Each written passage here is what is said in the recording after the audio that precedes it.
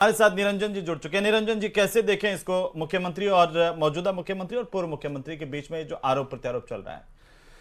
देखिए हेमंत जी, अब इसको क्या ही कहेंगे, क्योंकि मैं बार बार कहता हूं कि जो कांग्रेस के लीडर हैं वो कहीं ना कहीं गलत बस पकड़ते हैं, और जब आप गलत बस पकड़ते हैं तो गलत स्टेशन पे पहुंचते हैं। क्योंकि अगर आज आप ये आरोप लगा रहे हैं तो देखिए, इससे दो प्रश्न उठते हैं। बार बार जब भी हम देखते हैं कांग्रेस कहती है कि भाई हमारे विधायकों को खरीद लिया, उसके बाद में आज अशोक जी कह रहे हैं कि हमारी सरकार को गिराने के लिए पैसा दिया गया, हमारी पार्टी में पैसा बटा।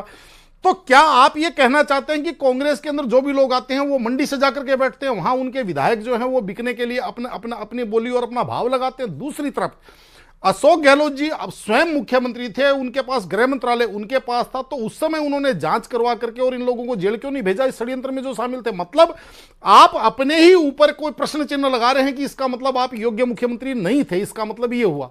और रही बात, देखिए इसके अंदर एक चीज और आपको सबसे बड़ी आश्चर्यचकित लगेगी कि राजनीति के अंदर, सत्ता के अंदर तो हमने एक दूसरे की जिसको कहते हैं घात प्रतिघात का खेल देखा है, लेकिन जब विपक्ष में होते हैं तब भी कहीं ना कहीं पार्टी के अंदर जो घात प्रतिघात का खेल है, ये अजीबोगरीब जो वाकया आपको कांग्रेस के अंदर नजर आता है।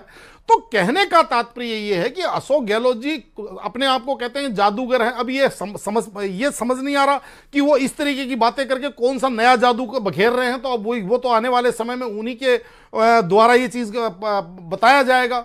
देखिए इसके अंदर सीधी सी बात आपको मैं बताऊं, हमने सारा वाकया पूरी की पूरी 5 साल हमने सरकार देखी। जब अजय माकन जी और वर्तमान जो राष्ट्रीय अध्यक्ष खड़गे जी हैं, जब वो राजस्थान गए उस समय क्या घटनाक्रम हुआ, किस तरीके से पार्टी के अंदर जूतम पैजार हुई, वो सारी चीजें भी देखिए। अब अगर कोई आदमी ऐसी बात कहेगा तो कौन आदमी इस पे सहसा विश्वास करेगा? क्योंकि उस समय तो सबको पता था कि पार्टी के अंदर जिस तरीके से कुर्सी खींचने की और कुर्सी बचाने की जो लड़ाइयां चल रही थी, अब उसके अंदर आप किसी और के ऊपर आरोप लगाएं, मुझे नहीं लगता कि कहीं ना कहीं वो तथ्यपरक या तर्कसंगत है।